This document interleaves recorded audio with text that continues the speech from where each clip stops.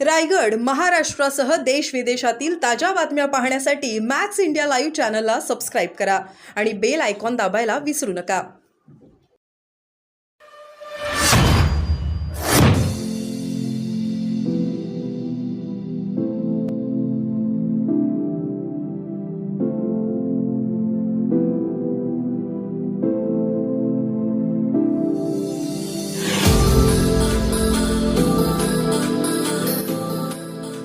हे अनेक वर्षापासून पवारसाहेबांच्या सोबत त्यांनी काम केलेलं आहे आणि अल्पसंख्याक समाजासाठी, लहान समाजासाठी, ओबीसी समाजासाठी पवारसाहेबांनी काय केलं हे तटकरे साहेबांना अतिशय जवळून माहिती आहे. परंतु निवडणुकीचा काय निकाल भविष्यात त्यांना दिसतोय की काय मला माहीत नाही, अशा पद्धतीचं त्यांच्याकडनं स्टेटमेंट येणं, विशेष करून अल्पसंख्याक, ओबीसी आणि पवारसाहेबांच्या बाबतीमध्ये हे थोडं धक्कादायक आहे. अपेक्षा नव्हती की तटकरे साहेब अशा प्रकारचं स्टेटमेंट देतील.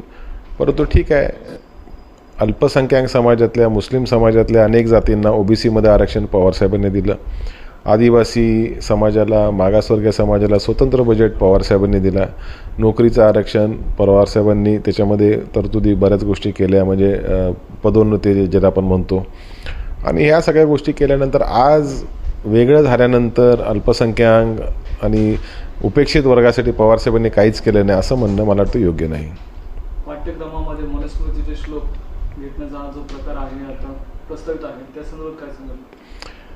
मी जेवढ्या वेळा अजितदादांना शपथ घेताना बघितलं मंत्री म्हणून, तेव्हा भारतीय संविधानावर हात ठेवून त्यांनी शपथ घेतलेली. दृढ कथन करतो असं दादांचं नेहमी शपथ असायचं. आता सरकार त्यांचं आहे, मनुस्मृतीचं पाठ त्यांच्या सरकारने केलेलं आहे. ह्याच्यावर त्यांचं काय मत आहे हे आम्हाला जरा जाणून घ्यायची उत्सुकता आहे. 4 जून रोजी महत्त्वपूर्ण निकाल होणार आहे, त्यावर महत्त्वपूर्ण निर्णय होणार आहे, त्याच्यावरती काय परिस्थिती? 4 जून नंतर देशामध्ये इंडिया आघाडीचं सरकार येणार. महाराष्ट्रामध्ये ऑक्टोबरमध्ये 100% आमचं सरकार येणार. आत्ताचं सरकार व्हेंटिलेटर आणि ऑक्सिजनवर आहे.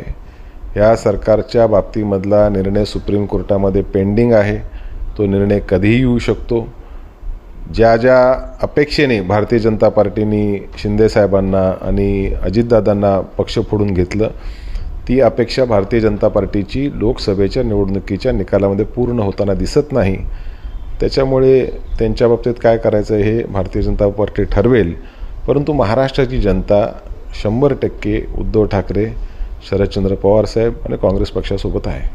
शिक्षक पदवीधर मतदारसंघाची सुद्धा निवडणूक लागणार आहे, त्या संदर्भात आपल्या उमेदवार आणि कुठे उभं राहणार? त्याच्यावर सविस्तर आम्ही पत्रकार परिषद घेऊन सांगू.